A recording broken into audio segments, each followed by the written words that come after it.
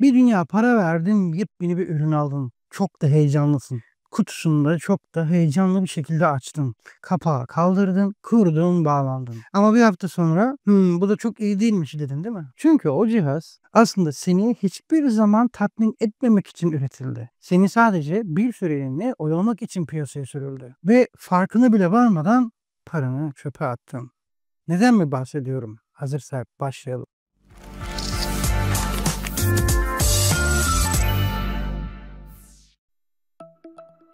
5.000 lira verdiğin kutuyu heyecanla açtın. Kapağı kaldırdın, kurdun, bağlandın.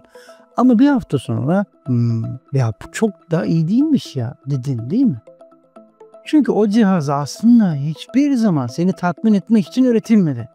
Seni sadece bir süre oyalamak için piyasaya sürüldü. Ve belki de farkında bile olmadan çöpe para verdin. Acaba teknoloji harcadığımız paralar boşa mı gidiyor? Evet, belki kulağa biraz sert geliyor ama sen de biliyorsun ki bazen bir ürün alıyorsun, abi bu da mı bu kadar eder ya diye iç geçiriyorsun.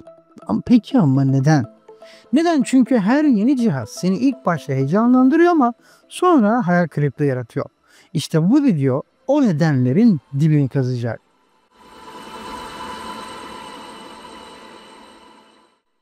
Öncelikle şunu kabul edelim. Bir ürünün fiyatı asla kalitesi değildir. Yani bir kulaklık 6.000 lira ise bu onun mükemmel olduğu anlamına gelmez. Belki de sadece marka adı pahalıdır. Belki de influencerlara verilen sponsor parası senin cebinden çıkıyordur. Bak örnek vereyim. 8.000 liralık akıllı saat 3.000 liralık oranla neredeyse aynı şeyleri yapıyor. 20.000 liralık telefonun kamerası 12.000 liralık cihazdan çok da farklı değil. 3.000 liralık kablosuz kulaklık sadece şık durduğu için bu kadar pahalı. Çünkü ürünler artık özelliklerine göre değil, algına göre fiyatlandırılıyor. Hadi bir kutu açalım kafamızda. Ne çıkıyor? Plastik bir cihaz, Çin üretimi bir anakart, ortalama kalitede bir pil. Belki birkaç aksesuar. Ama sen bunun için maaşının yarısını veriyorsun. Çünkü sen ürünü değil, hikayeyi satın alıyorsun. Kutu açılış videolarındaki o yavaş açılışlar, o loş ışıklar, yavaş müzik hepsi beyninde bir tatmin yaratmak için. Ama teknik olarak aldığın şey çoğu zaman şişirilmiş bir heyecan. Vallahi güzel, ince.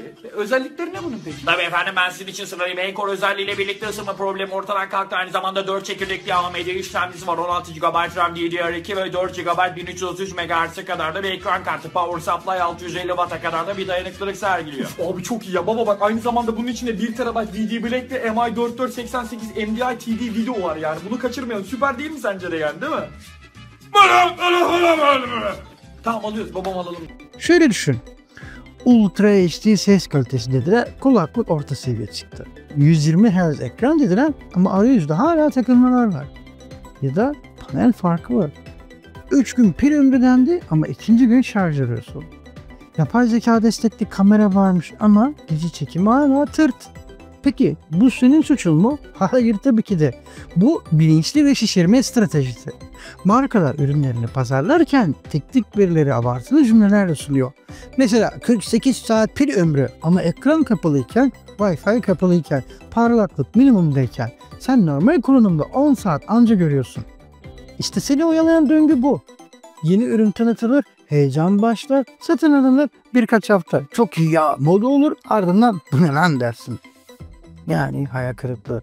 Sıkılıp satma derdine düşersin, yenisini beklemeye denersin ve döngü bu yeniden başlar sürekli. Bu sistemin adı da tüketici yönlendirme stratejisi. Unutma. Yani seni sürekli alışveriş yapmayı iten, bir tatminsizlik yaratan bilinçli bir sistem var. Senin ihtiyacın olan cihazlar değil aslında. Sadece yenilik hissi. Bak iPhone 17 tanıtıldı bile. Ama bu hissi parayla alıyorsun. Ve çoğu zaman sana göre dönüşü olmuyor. Bak şimdi sana acı bir istatistik vereceğim. Yeni bir telefon kutudan çıktığı anda %20 değer kaybeder otomatikman. Bir hafta içinde %30. Bir yıl sonunda ise %50'nin altına iner. Yani sen 30.000 lira verdiğin telefona bir sene sonra en iyi ihtimalle 14-15.000 lira teklif alırsın. Peki bu kadar hızlı değer kaybeden başka ne var? Cevap Neredeyse hiçbir şey. Çünkü bu cihazlar artık yatırım değil, tam anlamıyla kısa süreli bir heves.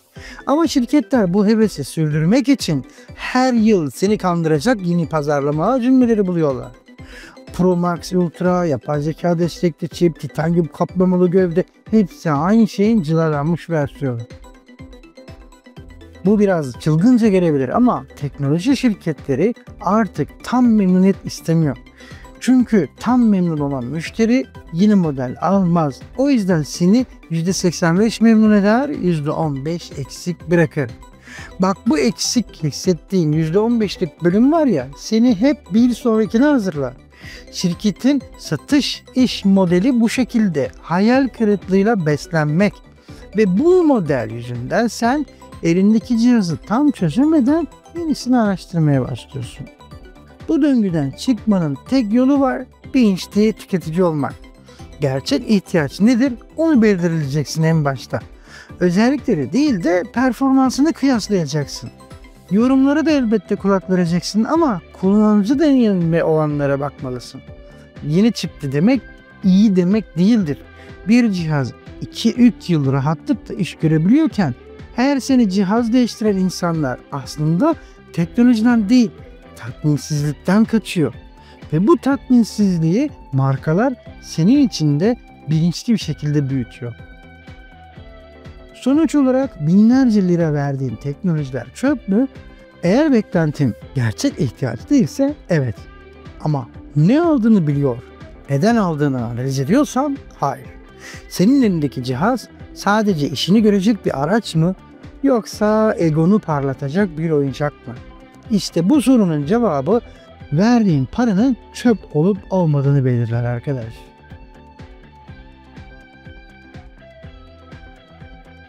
Teknolojiyi tüketme, onu üretkenliğe çevir. Çünkü sen sadece müşteri değil, bu çağın akıllı bir bireyi olmak zorundasın. Ve unutma, markalar seni kandırabilir ama sen sorgularsan sistem kırılır. Bir sonraki videoda görüşmek üzere. Hoşça kalın.